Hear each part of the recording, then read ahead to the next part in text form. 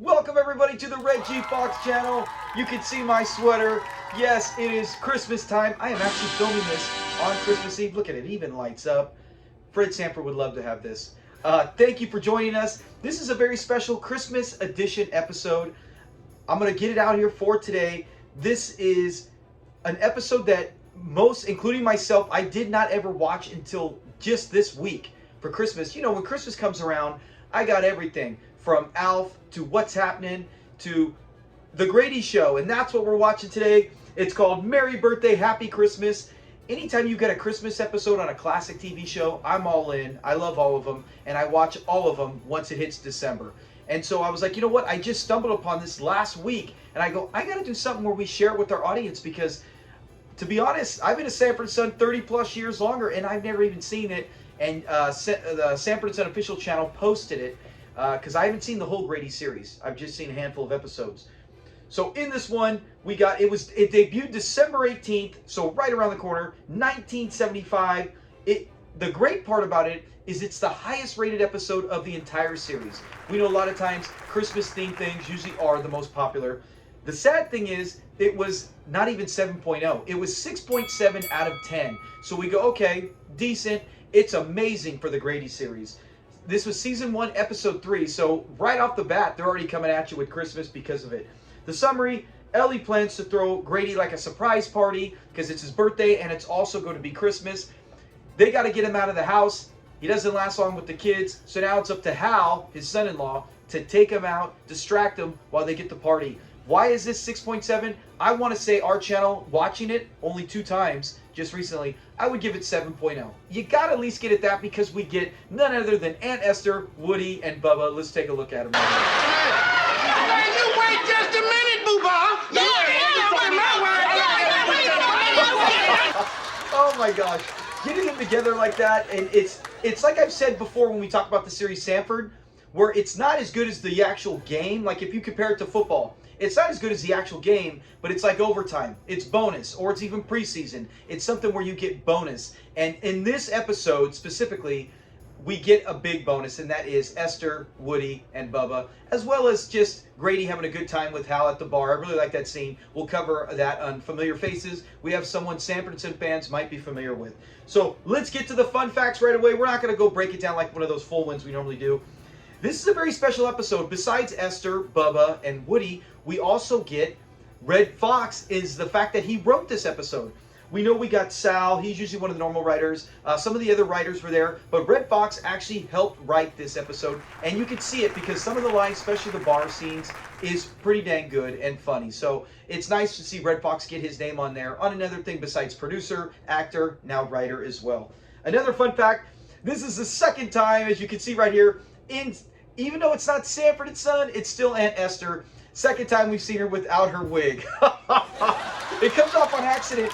The funny thing is, this time we know it is at least planned because she's not surprised. I think the original one, I still will say to this day, either Red Fox surprised her, or her, LaWanda Page and Red Fox got together on it. So, second time we ever see her without her wig. In here, also, we finally get Grady's age. At no time in Sanford & Son did they ever say, we know he's 65, he gets a Social Security check. But how? Is he 65? Is he younger? Because Fred was 66. Is he older? Turns out he's older. We actually get Grady's age in this, and he is 68 years old, so about 2 years older than Fred Sanford. The ironic thing is, at this time, Grady in real life was 46, while Red Fox was 54, so he in reality was older by 8 years, even though Grady was 2 years older than that. So that's it with fun facts. Let's get to some familiar faces. Jack Fletcher, he is Mr. Pratt. He's in 5 of, I think, the 10 episodes. So he owns the house that they're living in. He's the landlord. He passed away in 1998 at the age of 68. He appeared in 37 movies and shows, so not a gigantic amount like compared to the other ones we've gone over. But he was in Gidget, an episode, 2 times in Bewitched. He also appeared in the Bob Crane Show 13 times. Another one with Damon Wilson. I love the connection when they cross over. Baby, I'm Back. And 6 episodes, this is where I remember seeing him the most because I didn't watch Grady a lot. The Jeffersons, he was in that 6 different times. That is it with him. Let's get to our other one, and that is Dave Turner. This is the one where I said, hey, this guy looks, as soon as I saw him, I knew instantly. He's in Sanford & Son multiple times, including the one where Lamont's supposed to get married in season 1, the 3rd episode, I want to say. Dave Turner. He's the bar tough guy in this one. He did 3 episodes of Sanford and Son. Remember the one where he plays Lamont's father in the George Foreman? When Fred's all, hey, he's all, I can't cry no real tears. And Fred's all, put on some smaller shoes, right, the shoe size. He's all, that'll make you cry. He's in this one. And they got some good scenes with him, Hal, and Grady in the bar right there. He did 11 movies and shows, and his last 2 episodes he ever filmed were in Hill Street Blues. That is it on our fun facts and our familiar faces. Let's get to the episode breakdown. Some lady named Esther. Yeah, Gramps says Mr. Sanford calls her the buzzard lady. All right, the buzzard lady. That is Aunt Esther. They even make a reference to that. I love that they bring that into it, the buzzard lady. They even do an imitation of, I think, Red Fox saying it. But she's going to make a guest appearance. They know that because they're going to have a surprise party. Buzzard Lady's coming. Bubba's coming. Woody's coming. They got to get him out of the house. And they get him a great present. Let's check this out. I love Grady's reaction to it, too. Make way for J. Paul Grady.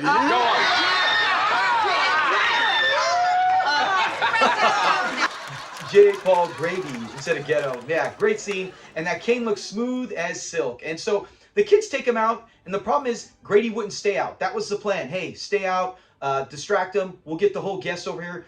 It's kind of goofy in this, and the fact that, come on, you don't need the entire house full of every guest, but that's what they have to have for the show to work. I think they could have did a little better. Maybe Red Fox as a writer could have figured another way. But Grady comes back. He's like, I can only stay so long with the cane. They got to get him out now. And so Hal, his son-in-law, it comes with a great idea. Hey, you know what? We never got to know each other. You know, we should get to know each other, Poppy. And I love how they call him Poppy. And she goes, yeah, go out with them. They're going to go out to the bar, and we'll call you. Well, he goes, and there's a whole bunch of things. Like I said, I'm not going to break the entire episode down. Go watch it. It's on YouTube right now. I'll even put the link to it in the video description so you can go watch it. I would definitely recommend it because there are some great scenes. And the fact that they do get to know each other better. We have some great scenes at the bar, including the bar tough guy punching out Hal. And they all get drunk, and they do a pretty good job. I gotta be honest, all 3 of them do a better job at acting drunk than, not Woody, no one beats Woody, but better than Damon Wilson. When he played drunk with Lamont in the episode where John comes marching home in season, I want to say 5 or 6, he did not play a good drunk. These guys do, however, and some of the best lines, one of the best lines is when he's trying to talk about, Hal's like talking about, you know, black is beautiful and all this, and he's all, don't you think black is beautiful? And Grady, it's like Grady's reaction. It's an old throwback from Fred. The very first time, one of the first times he ever had a conversation with Esther on the show, this came up. That black is beautiful. Do you? Well, I used to. And then I met Esther. The old black is beautiful. And then they said, well, look at you. Hold everything. Grady pulls almost the exact same card. And another top quote is when they're all in there and Esther's getting ticked and she's like, I can't wait around all night. And then Bubba comes out and he drops a great line that Fred would probably had a better one, but you get that kind of feeling that this is inspired by Red Fox or Fred Sanford. Let's look at that one. Well, it's past that now. I can't stay here all night. That's true, because at 12 o'clock her face turns into a pumpkin. They should have said something with an old witch. Would have been better. But yeah, the scenes with them are really good. I think back and forth is good. I would have loved to have seen Grady get together with Woody and Esther and Bubba. We don't get to see that in this episode because of it, because they come home and everybody, I won't spoil it because usually we do a review on Sanford and Son. I can't really spoil it because we've all seen it 100 times. And if you're brand new, you're going to go watch the episode before watching me. So I do say that go watch it. It's good. I think it's better than 6.7. If you're a Sanford and Son fan, I think you'll have fun with the fact that it's Christmas. Merry Christmas, that's what it is. And 2, it's got some fun moments with characters we love from Sanford and Son, and some very funny moments with probably the best moment with Grady and Hal in show history from all the episodes I at least seen. So go watch it, give it a check out, man. It highly recommended. Go there and have a great Christmas. Look at it, I gotta get my lights going. In the dark, this looks so much better, but it's a Home Alone sweater, lights up. Merry Christmas, everybody. I hope you get to spend it with family, friends. That's the most important thing, and treasure those moments. You know, I just got done talking to another YouTuber, Share of Money, John, where he even said, hey, have a great time, Merry Christmas to everybody on his YouTube channel. And I said, treasure these moments because tomorrow's promised to no one, And you don't know what Christmas is your last. You don't know when your friend or family, it's their last Christmas. So if you treat each one like it could be, you're going to enjoy every moment to its fullest. So take advantage of it, because one day, if you are blessed to live long enough, you're going to be sitting alone and only having a few people around and reminiscing. So you don't want to reminisce thinking, I wish I would have done this or I wish I would have done that. So make the best of the moments. Enjoy your time. Merry Christmas. And thank you to everyone who has subscribed. We have hit 10,000 subscribers. Man, we just talked about it in our last video. We were at like 9,907 something. We jumped up. And to think that I would have never guessed that. A year ago, we had 700. Somewhere in the 700s in December, and now we're at 10,000. I still can't believe it. So I thank every single person, because this is not something, no matter what I do or make, you got to get lucky. You got to get some videos where YouTube pushes it. You got to get viewers who enjoy it. And you got to make content, and you got to be consistent. I do my end, and thank you everyone on your end, because the channel can't, it's nobody without each and every one of you subscribing. So I really appreciate it. Have a great Christmas. Comment below anything you want to talk about or anything you want to see Sanford and Son. I always love the conversations. You know, I talk to anybody as much as I can. And then go check us out on Facebook. Reggie Foxx, same thing. We got a lot going on there too. Over 40,000 followers. So both channels are growing, and I appreciate it so much. So thanks again. And it's all because of this. I know it's not because of me. I know it's because of Sanford and Son. They're the reason. And just have a blessed day, and I wanted to thank everybody for that. So talk to you guys later. Peace.